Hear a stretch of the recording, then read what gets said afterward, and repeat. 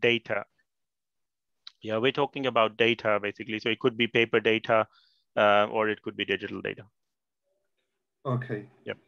But there's Right. you'll be surprised, like there's lots of people who are still on paper, and the ICO is pushing towards moving digitally because the controls can be applied easily.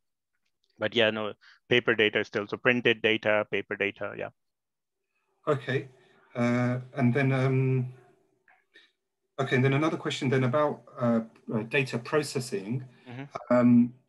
So let's say like my masjid, you know, we open up Microsoft Word to write a letter to a member of the congregation. So Yep. the letter's got that person's name and address on it. That's right. And then it's saved. You know, the document's saved, but it's never going to be used again. Like, I guess we just save it out of habit, but the only purpose for that Word document is to print it. Mm-hmm. So yeah, so my question is then, these documents that may be lying around, they're never going to be used again. I mean, does that also? Yeah. So when I talk about the data protection policy, we'll talk about, you know, what kind of data you generate. So one of them could be letters, and you know, what do you sort of do with that data? The principle is that if you are never going to use something, then you should just get rid of it. If you want to keep that as a record, so, you know, 6 months later, someone said, like, you know, did you actually send me that data, that letter or not? Then you can go into that folder and say, you know, this is the date and this is what we wrote to you. So that's a purpose of that particular letter. There's also something called subject access request, which I'll come to later.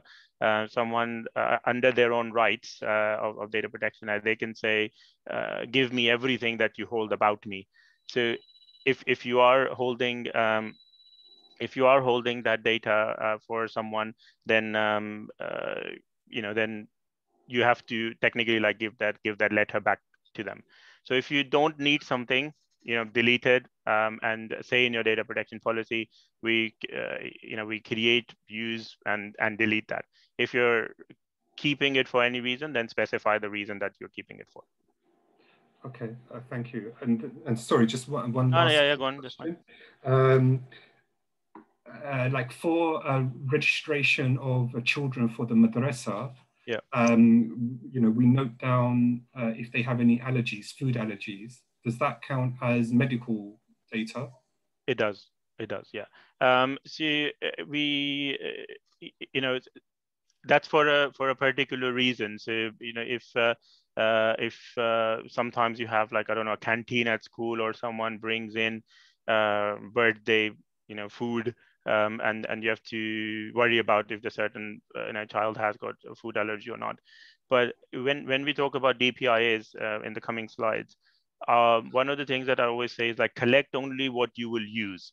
So I've seen in madrasas, because I do some work with the madrasas, they collect like allergy information, but, you know, it's not ever available to hand to remember, like, you know, what allergy, you know, is that that person got. Or they collect GP details, and I say, like, you know, who are you going to contact on that Saturday or a Sunday? Because most GP surgeries are closed on Saturdays, Sundays, unless you want like emergency. So if there's a problem, you'll probably ring 999 rather than the GP and say what's happening. So I got them to like take off the GP details, because, you know, on the weekends you won't need it. So if you are actually going to use that allergy data, then you know, then keep it. If you're likely not to use it, then find other ways of explaining that to parents, rather than you collecting that data. So you could put that in a notice every time there is a birthday party, that you know, please don't you know, make sure that your class is aware of who's got what allergies, and make that, like, you know, parents' responsibility, or the person organizing it in that way, rather than you collecting that. If you do have to, then another way is to just use it for that party, and then just, you know, delete it. So collect it every time you would be in that situation where allergy would be used, and then data protection, the whole thing would not apply. But if you're storing data, collecting, storing, retaining, then you have to apply all the principles. Okay, thank you. Thank you. Abid bhai. Yeah, assalamu alaikum. Thank you, Ali bhai. A wonderful presentation. Thank you so much for taking time out and No, no, giving no a worries. nice briefing of this data protection, which That's is all right. so That's all right. crucial. As you know, I represent Al Noor charity. So, in regards to the Al Noor Center, which is a registered charity, the kind of data we generate is the subscribed membership list of the subscribed members, and also a WhatsApp group which are non-subscribed members as well. So in this scenario, do we need to first of all register yourself under this ICO, as you said, because Yes. the charity commission, I think, is not mandatory as from the charity commission that we have to be registered in that. But as for the data protection, as you said, we have to be registered in that. So second thing, do we need data protection officer also to be appointed, or we can outsource something like that? In this perspective, can kindly guide me. Mhm.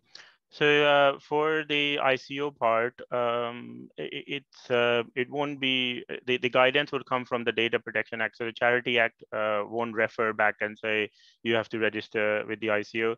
That is part of the Data Protection Act that everyone comes under. That if you are dealing with personal data, you have to register with the ICO, and this is for your own advice and guidance part of it. Unless I don't think there's anyone who would say like, you know, I know enough.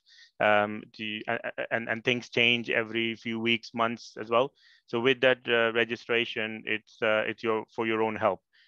You are a legal entity, you are processing data. Tomorrow if something goes wrong, let's say, you know, your membership database, someone has a problem, like, you know, they found some membership forms, for example, or they start contacting your members and they say, well, where did they got anything that happens, you will have to go to the ICO and say, this is what has happened. And the ICO would say, like, you know, we don't know you as an organization. So any legal entity processing personal data needs to register with the ICO. And the second part about having a data protection officer, I can probably say 90% you don't need a data protection officer. In fact, I can say 100% because I know Al-Noor, you don't need a data protection officer. All you need is someone trained in data protection. So if one of your trustees has a question, then they can go to that person and say, what do I do with it? If you don't have anyone internally trained, then you definitely need an external contact to discharge your responsibility, saying, if we ever have any requirements about data protection, then we contact this person, and you put that person's name, and in your own meeting minutes and process, you don't need to tell anyone about it. But if something goes wrong, you know, who do you contact? Like you have a fire contact person, you have you know, maybe other external experts that you contact if you get stuck, a lawyer or something. Then yeah, data protection, you need an external contact or an internal person. Okay, good. What's the process of getting registered under the ICO? Yeah, if you just go to ico.org.uk, and on the first page, there is, like, you know, register here as a new organization, and there'll be a £40 fee for charities. You just have to provide a contact name, that who's the responsible person within the charity, and yeah, it's just a 2-minute process. Okay, and the second thing, how do we get trained as a data protection officer? Yeah, so this is your starting point, and you know, I'm hoping Majlis Ulama can arrange like maybe like a full day session, and then we could do it via Majlis Ulama, or if you know, you can search for data protection training online, and there's lots of places that would be offering, like your first aid training, like your health and safety. You know, there'll be lots of people offering the training as well. Okay, There's no standard, so you can follow any data protection training. Hopefully, like, you know, they'll know what they're talking about. Fine. Thank you so much. Thank you. Okay, thanks so much. Okay, so let's proceed from here, because I'm just conscious of time as well. My next brother will be like sort of on what's the time now? So we are 42. Okay, so where do we start? You know, talking about data protection. The first thing is to understand your responsibilities. You know, so within your legal entity, if you are a charity, then you will have trustees, you know, who are legally responsible for the charity. If you have a company, then you'll have like directors who are responsible. You know, again, if you are any other setting, you will have someone who will be registered in that entity for for all the laws to apply to. So make sure you, as a trustee, you understand what your responsibilities are, and one of them would be sort of data protection. As a director, and other things. So understand what your responsibilities are. Second step is to have awareness and training. So once you know, these are all your responsibilities and know more about it. Some people would just need to be aware of what it is, and some people would be slightly more knowledgeable in the case that they would be the point of contact for that organization, of data protection. So you go into awareness and training, and then because unless you are just starting up as a new organization right now, if you want to start your data protection journey, then start off with an audit. An audit means that what are you doing with data in your organization. So if you are a madrasa, if you are a charity, if you are a mosque, community center, just find out everything that you do that deals with data. And once you have that list of things, and I'll come to some examples in a few slides. Then against the policies, you can tell oh, we are doing this. I'll tell you an example. I went to one of the mosques, and they print the details of everyone who had the 30 days of iftar, Ramadan iftar, on their notice board. So there was a name, phone number, email address, and say, third Ramzan is this person's iftari. So they are displaying personal data on a notice board, for people, which is maybe a common practice in some places. But that would be figured out as, oh, we are doing this activity, but this is not, protecting personal data. And you'll identify that as a gap.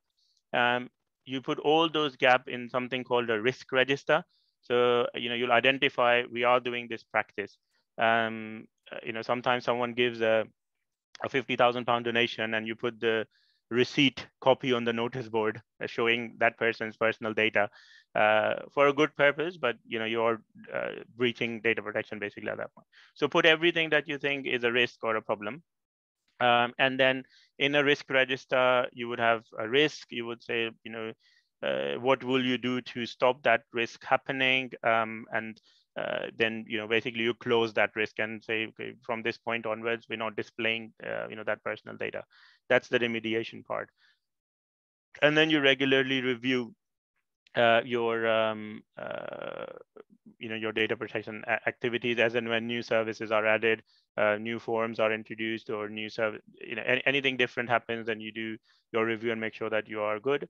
And lastly, sometimes even having training and external contacts may not be enough. So you want more protection and more confidence that you are going in the right direction.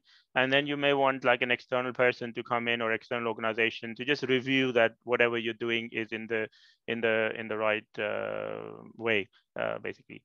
And this is all to that if something goes wrong, then you've done your awareness, you've done your training, you've done an external validation. And again, I have been in situations where we had a breach with the ICO, and we went to them and said, this is all that we've done, but it's still our computers got stolen and personal data was breached, and the ICO did nothing, because we have followed all the processes to to ensure data is protected. But even like big banks are not safe. So as long as you can show the process, you are fine. Some of the data processing activities that we have are within our type of organizations. Membership forms is a very common one. We do lots of events registrations. Some of us have like funerals forms, and we collect like death certificates and other things. Madrasas is a common thing. We have payroll for pensions and salaries and other things. We may be having a lot of volunteers to register with us and provide like sort of various different services, and you're collecting their data as well for whatever purpose. You might be paying suppliers, expenses, all those sort of things, surveys. Fundraising is another sort of important one. Sorry, just one moment.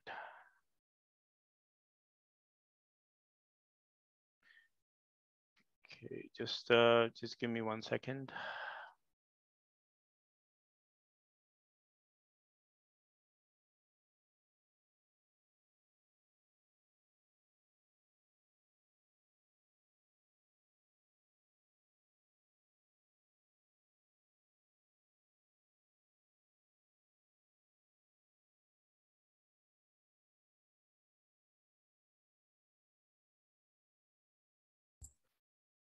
So in the meanwhile, when we're waiting, if you have any questions, you can type in, raise your hand, and when Brother Ali is back, he would be able to address those.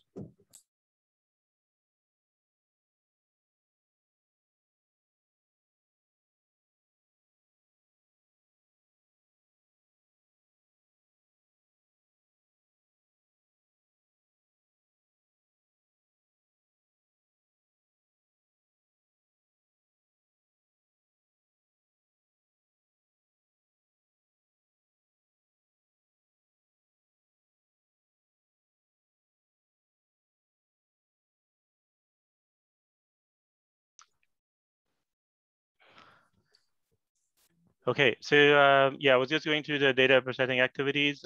Just one thing to note from the data processing activities is this is all when you're doing this directly with your membership. So there are some people who, for example, use Just Giving for fundraising platforms, or SurveyMonkey for survey data, or they have their payroll outsourced to another organization.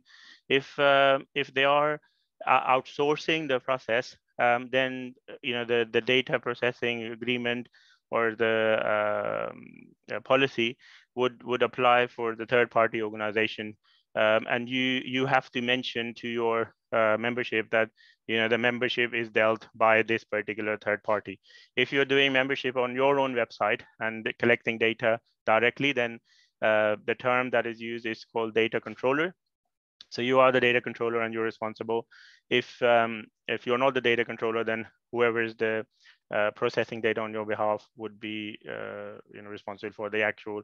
You'll still be responsible, but you would just tell that this is the third party we're using for data protection. Okay, let's go to a data protection impact assessment. This is, I mentioned, like this term is quite regularly used when we do data processing. I'll come to the chat questions in a second. So data protection impact assessment is that whenever you are doing something related to data, ask yourself all these questions. And I think we can make these slides available at some point, or the recording, to the MUS attendees and other members. And this information is available on ICO's website as well. And there's lots of templates. In fact, there's a template for data protection impact assessment as well on the ICO website. So if you search for DPIA ICO, you will see the template. But in that assessment, we ask all these questions. The first part would be, you specify what is the data processing activity. So what are you actually doing? Let's say you are starting a madrasa now. And so you would say, we are starting a madrasa. This is what we will be doing. You'll have children coming in from this age to this age. There'll be teachers, there'll be volunteers. So just as a brief description. And then we specify what data we will be collecting within that madrasa setup. For example, a registration form, or teachers recruitment, or I don't know, paying someone for their expenses, any other things. Then we go into, if we are collecting people's data, then there's something called consent, which I'll come to in the next in the next slide. So if you are collecting any data from people, we have to tell them that we are collecting your data and this is what we're going to do about it. So how do we make individuals know that we are collecting data on their behalf, and what are we going to do about it? Who's your internal data protection advice person or data protection officer, if what could go wrong with that data. So the paper question from Brother Adnan, if you're collecting 100 paper forms for membership, then that is the only source of information you have for all your students. So in case, there's probably no way to back that up, just in case, if it gets stolen or it gets burnt or, something spilled on it or something. So what could go wrong? That, that paper record could be distorted for whatever reason. And then you would say, what's the mitigation? You just keep them in a dry place, but there's no way. If that record is distorted, then you won't be able to get it back basically in any way. So you put that down as a risk. And as long as you have made a note of the risk, and say, this is what we will do about it, you are safe, and as long as you're doing about it. But if you haven't thought about that, what could go wrong, and obviously then you won't know what would go wrong, and then something can go wrong, and when it does go wrong, then the ICO would not be happy with that. So that's the elimination of risks. Anything that you find out from this DPIA, you have recorded, those actions and decisions.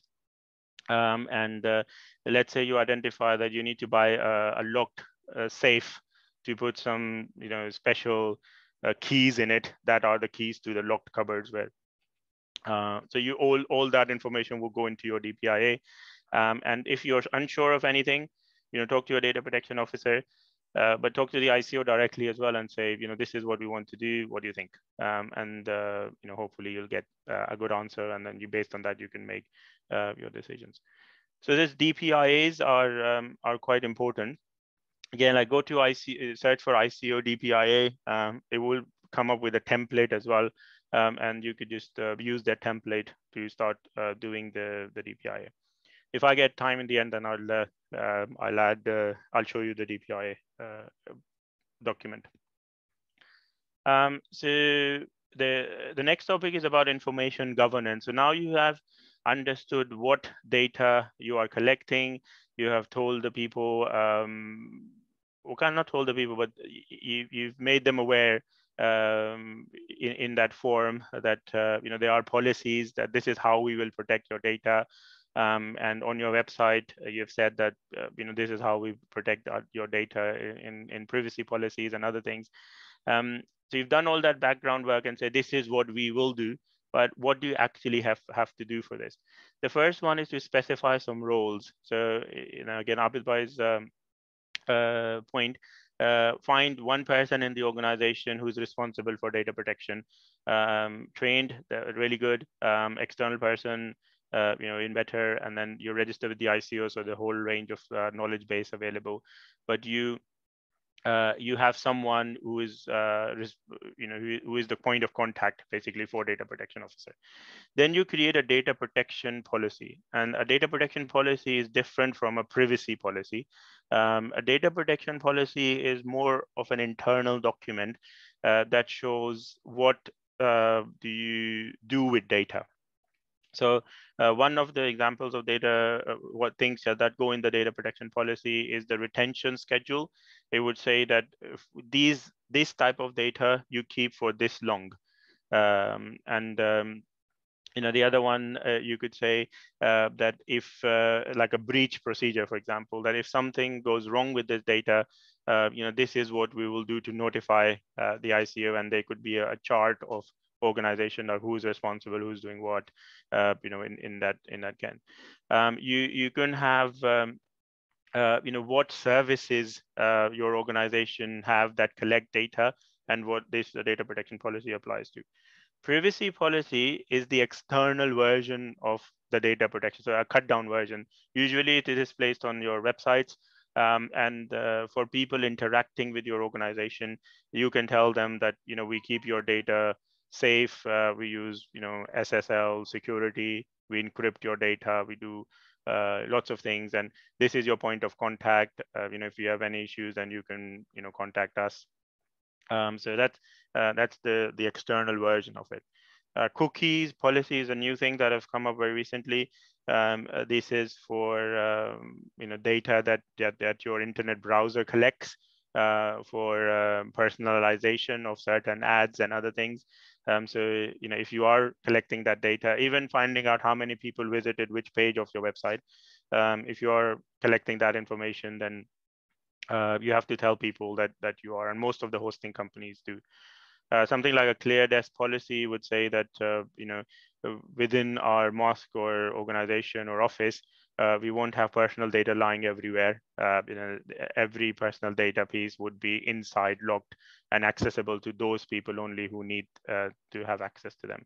We will have a business continuity plan. So a business continuity plan would mean that if something goes wrong, let's say your office burns tomorrow, and with all your computers, how would you recover providing that same service to your users?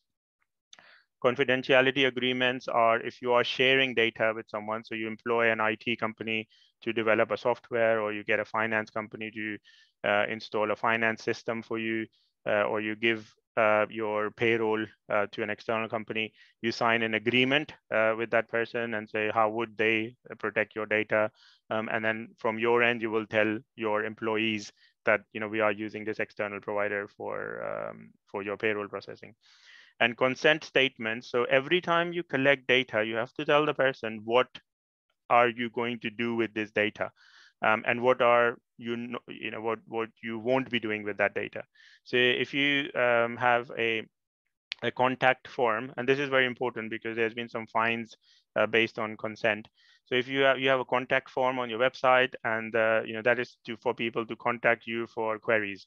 When is the next Majlis, for example. And what you did was you said, okay, we're starting a newsletter service. Let's just take all the people who have contacted us and put them in a newsletter database and start sending them newsletters. That is not allowed because you have collected contact data. So you answer to that query only, unless you have a little tick box under your contact form which says, your data, your email address would be entered into a newsletter database. If you don't want to do that, then let us know, something like that.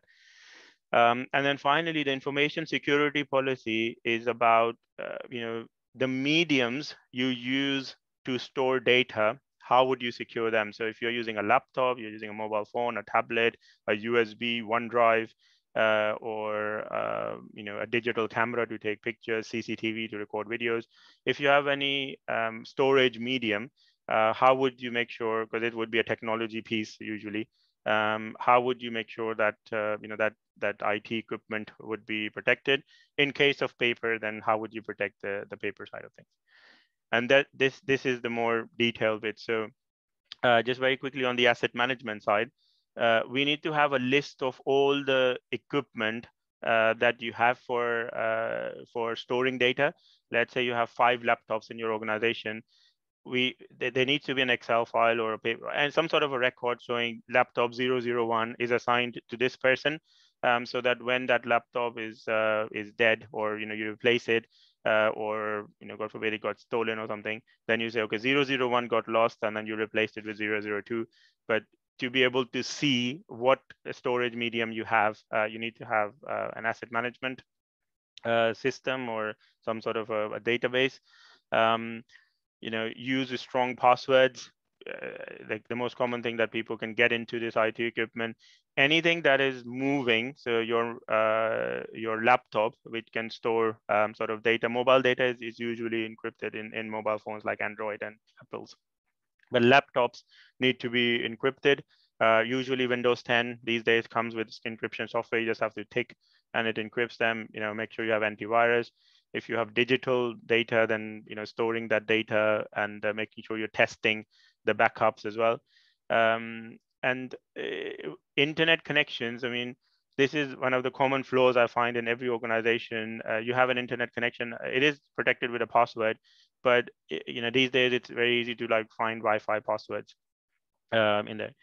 So your Wi-Fi is, someone sitting outside your mosque in a car can just easily be in your computers and doing whatever they want. So Wi-Fi security should be as, robust as possible and as hard to break in as possible. If people are using personal devices to store organization data, which is the case of most of them, then in your data protection policy with all your employees and volunteers and all your internal staff sign, they say that it is their responsibility to make sure that the personal device is safe, it's got a pin on it, and if it gets lost, you will tell the organization that it has, it is being lost, and all those sort of things around it. So this is like a nutshell view of where things are with data protection. Let me just quickly chat. I'm very sorry to Brother Jawad if he's here, because I had a little issue to sort of deal with, and that's why I wasted a little bit of time. So I'm going to look at the questions. Yeah. Take your time, Brother Ali. Obviously, this is very important also. Okay, yeah, so I'm just going to be 5 more minutes. That's okay. Don't take as much time as you need. No, I don't think. Yeah, otherwise this is a full day thing. So just going to the questions. So Madra says, I'll say to everyone, you need at least a data protection policy, and in some cases you can even cover everything within a data protection policy, and then just pick up stuff that you can show to the on your privacy policy side or your cookie side. So data protection policy, that's the key one that everyone needs to have.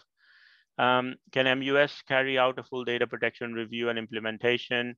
I'm very happy to support MUS with that. It is a big task, but that's something we can talk about and offer that as a sort of a managed service type thing. We could even have one data protection officer shared with a lot of organizations. So if MUS has a data protection officer, they can be shared by all centers. I don't know who that person would be, hopefully not me. But if that person is shared, then everyone can come for them for advice and guidance. So yes, MUS can help, I think. Can I share some templates? I usually don't try and share templates because that can be slightly misleading in terms of unless the template has got a lot of guidance on how you fill in the information. If there is an interest in going further into the training, then that full day course covers a lot of policies and templates and other things. Online Quran classes, yes, they do come under data protection. Okay, so I didn't cover international side of things. Again, a huge subject if you're sharing data externally, like with the Qaris in Pakistan. From your side, the ICO is aware that you can't enforce a data protection policy in Pakistan. You can create a policy, but you can't enforce it. So if the Qari discloses that information, you can't really send police from here to find out what happened to that data. So what I suggest to people is if you are dealing with international people for data sharing, have some sort of an agreement. So get them to sign something or just an email to them saying that please protect data, don't share this, don't do this, some guidelines, some policies, and even share the data protection policy with them. So if there is a problem, then when the ICO comes for investigation, you say, we have told them to do this, and they even got the training, so if possible, I don't know how practical this would be, but you can have international people, if they're working for your organization, not as an outsourced service, you can do some training with them, a short, like maybe an hour session, just to make them aware of cybersecurity issues. So just to discharge your duty. Food drive included in data protecting activity. Yes, so any place where you are collecting data is including a data protection activity. If a volunteer from the wider community who's not formally part of it comes forward to do a particular one-off job, as long as you have asked the volunteer to fill in a form to register with you as a volunteer, like taking their email address, phone number, or something, then the whole compliance things apply to them. So internal staff, definitely needs to be shown the data protection policy, and also, at least annual training, or when you get a volunteer to come into your organization, this is normally called induction for volunteers. You could just do a quick induction session with them and tell them these are your policies and processes.